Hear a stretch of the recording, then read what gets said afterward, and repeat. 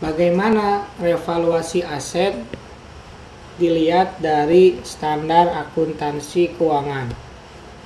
Di dalam PSAK yang mengatur tentang aset itu ada di PSAK 16. Dalam PSAK 16, pengertian aset itu adalah yang dimiliki untuk digunakan dalam produksi atau penyediaan barang atau jasa untuk direntalkan kepada pihak lain atau untuk tujuan administratif dan diperkirakan untuk digunakan selama lebih dari satu periode.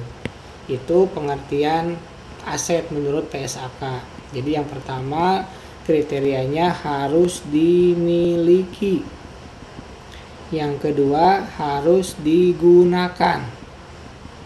Kalau nggak digunakan, boleh disewakan. Dan yang ketiga, umur ekonomisnya itu harus lebih dari setahun. Kalau kurang dari setahun bukan aset. Ya. Berikutnya kita lihat. Ternyata yang namanya revaluasi aset itu dalam akuntansi tidak diperkenankan. Jadi tidak ada dikenal dalam accounting itu revaluasi aset. Kenapa seperti itu? Karena di dalam akuntansi itu ya membutuhkan atau mewajibkan konsistensi.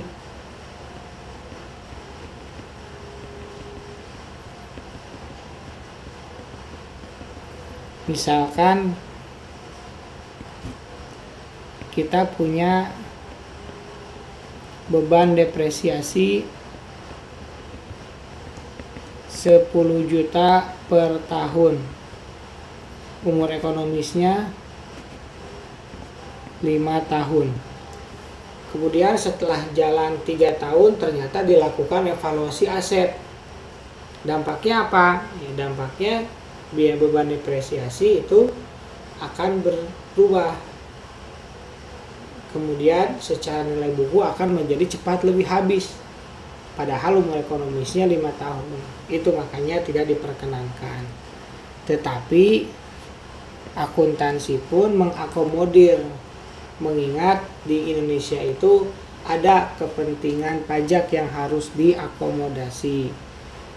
Dan diputuskan bahwa dalam PSAK revaluasi aset itu nggak boleh pada dasarnya, tapi boleh apabila ada peraturan pemerintah yang mengaturnya, gitu.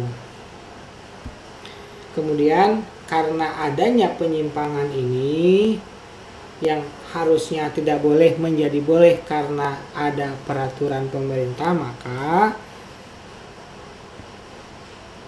harus ada penyesuaian. Penyesuaiannya di dalam laporan keuangan harus menjelaskan mengenai penyimpangan ini. Kok bisa berubah harga perolehannya? Harus dijelaskan. Perubahan ini diakibatkan oleh adanya revaluasi aset. Kemudian teknisnya ketika selisihnya lebih, dan pasti lebih ya, maka selisihnya itu akan dicatat dengan nama selisih penilaian kembali aset tetap.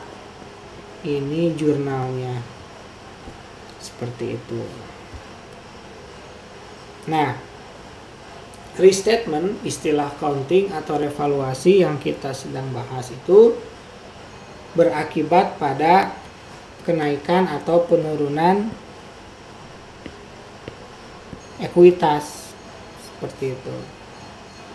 Meskipun namanya beban, tapi kalau ada kenaikan dan penurunan ini maka tidak boleh sebenarnya. Makanya alternatifnya adalah harus ada penyesuaian pemeliharaan.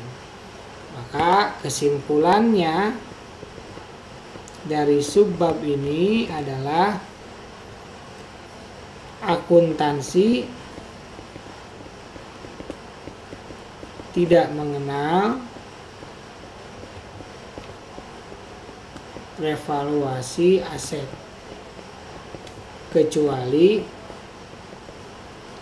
ada peraturan pemerintah.